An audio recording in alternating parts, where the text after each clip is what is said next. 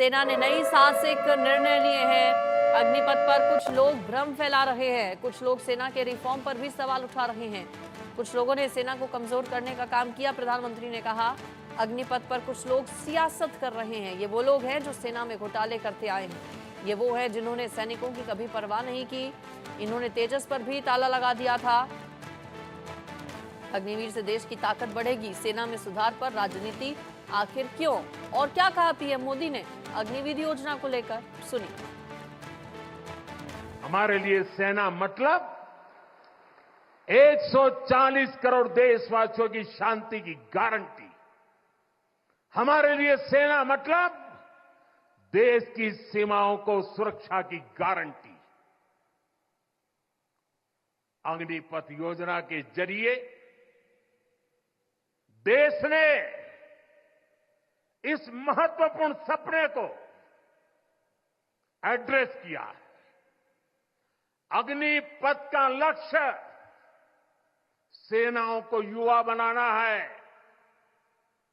अग्निपथ का लक्ष्य सेनाओं को युद्ध के लिए निरंतर योग्य बनाए रखना है। दुर्भाग्य से राष्ट्रीय सुरक्षा से जुड़े इतने संवेदनशील विषय को कुछ लोगों ने राजनीति का विषय बना दिया है। पेंशन पर पीएम मोदी का बयान, भ्रम फैला रहे हैं कुछ लोग। पेंशन का पैसा नहीं मिला, पेंशन के पैसे बचाने के लिए योजना बनी। पीएम ने कहा, हमारे लिए राजनीति नहीं, देश की सुरक्षा सर्वोपरि है। देश के युवाओं को गुमराह कर रहा है विपक्ष। उन्हें सैनिकों की कोई परवाह नहीं है। 500 करोड़ रुपए दिखाकर झूठ बोला। 1 रैंक 1 पेंशन पर झूठ बोला। पीएम मोदी ने और क्या कहा, सुनिए। मैं तो हैरान हूं, कुछ लोगों की समझ को क्या हुआ है, उनकी सोच को क्या हो चुका है। ऐसा भ्रम फैला रहे हैं कि सरकार पेंशन के पैसे बचाने के लिए ये योजना लेकर आई है। मैं जरा ऐसे लोगों की सोच से शर्म आती है, लेकिन मैं ऐसे लोगों से पूछना चाहता हूं, जरा कोई मुझे बताए, आज मोदी के शासनकाल में जो भर्ती होगा, क्या आज ही उसको पेंशन देना है क्या?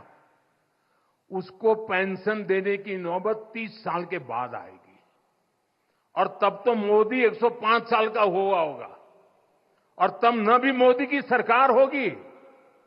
क्या मोदी जब 105 साल का होगा, 30 साल के बाद जो पेंशन बचेगा, उसके लिए मोदी ऐसा राजनीतिक है जो आज गाली खाएगा? क्या तर्क दे रहे हैं? लेकिन साथियों, मेरे लिए दल नहीं, देश सर्वोपरि है। साथियों, आज लद्दाख में भी विकास की नई धारा बनी है। सिंकुल्ला टनल, इसके निर्माण का काम शुरू हुआ है। सिंकुल्ला टनल के जरिए लद्दाख पूरे साल हर मौसम में देश से कनेक्टेड रहेगा।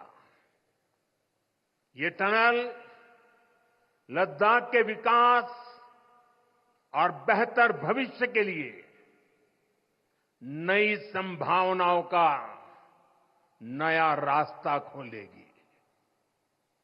हम सभी को पता है कि कठोर मौसम की वजह से लद्दाख के लोगों को कितनी मुश्किलें आती हैं।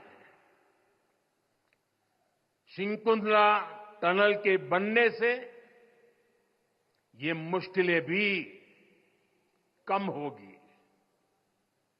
मैं लद्दाख के मेरे भाई बहनों को इस टनल का काम शुरू होने के लिए विशेष बधाई देता हूं।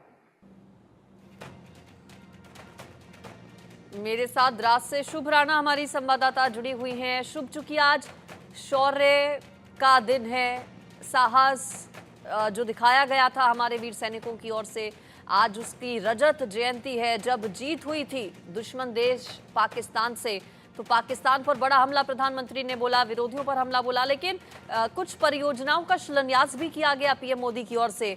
एक खास टनल, उसके बारे में भी मैं चाहूंगी आप बताइए, कितना फायदा होगा इस टनल से, कितनी मजबूती मिलेगी सेना को? जी देखिए, बिल्कुल ये जो टनल बनाया जाएगा ये बेहद स्ट्रैटेजिक लोकेशन पर बनाया जाएगा। मैं बता दूं ये लद्दाख से बनाया जाएगा। और देखिए ये जो टनल है ये लद्दाख को भारत से हर मौसम में जोड़ेगा, क्योंकि देखिए मैं जिस वक्त लद्दाख के एरिया द्रास में मौजूद हूँ जहां कारगिल का हमला हुआ था, अगर यहाँ की बात की जाए, जब हमारे भारतीय सैनिक नीचे उतरे थे, जब यहाँ का कोल्डेस्ट टेम्परेचर -60 डिग्री रिकॉर्ड किया गया था, तो ऐसे में जो उस वक्त अटल बिहारी वाजपेयी जब उनकी सरकार थी, ये ट्रीटी हुई थी कि देखिए जब मौसम इतना ज्यादा रहेगा तो हम पाकिस्तान के जो सैनिक है वो पाकिस्तान के सैनिक नीचे उतर जाएंगे और भारतीय सैनिक भी उस पोस्ट को कुछ समय के लिए खाली कर देंगे।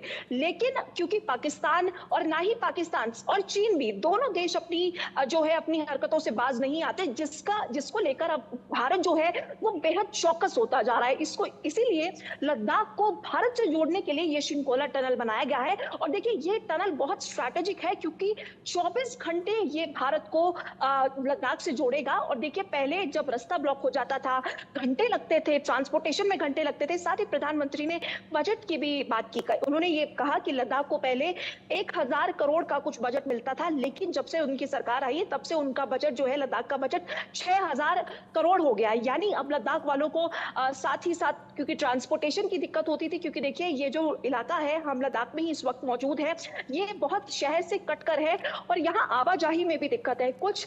और तो ऐसे में जो ट्रांसपोर्टेशन बनाने की बात कही गई, और साथ ही प्रधानमंत्री नरेंद्र मोदी ने यह भी कहा कि हम एक कॉलेज भी बनाएंगे ताकि जो लद्दाख के जो छात्र हैं उनको दिक्कत ना हो। जी ठीक है, शुक्रिया आपका शुभ राणा पूरी खबर पर जानकारी देने के लिए। हरियाणा स्वतंत्रता और स्वाभिमान के लिए जूझने वाले रणबांकुरों की भूमि रहा है। आज करगिल दिवस है, जब विजय दिवस है। करगिल युद्ध में आपको बता दें, बात हरियाणा की ना हो ये नाइंसाफी होगी, क्योंकि करगिल युद्ध में हरियाणा से 78 वीर सपूतों ने अपनी जान की आहुति दी थी। महेंद्रगढ़ जिले से 9 वीर सपूतों ने अपनी जान देकर देश का मान बढ़ाया और दुश्मनों के दांत खट्टे कर दिए थे। आज विजय दिवस के मौके पर इंडिया न्यूज देश के वीर जवानों को नमन करता है और महेंद्रगढ़ के वीर सपूतों को श्रद्धांजलि भी देता है। देखिए वीर जवानों की भूमि महेंद्रगढ़ के गांव के सपूतों की वीरता की कहानी, उन्हीं के करीबियों की जुबानी। देखिए, हरियाणा रणबांकुरों की धरती, महेंद्रगढ़ वीरों की भूमि।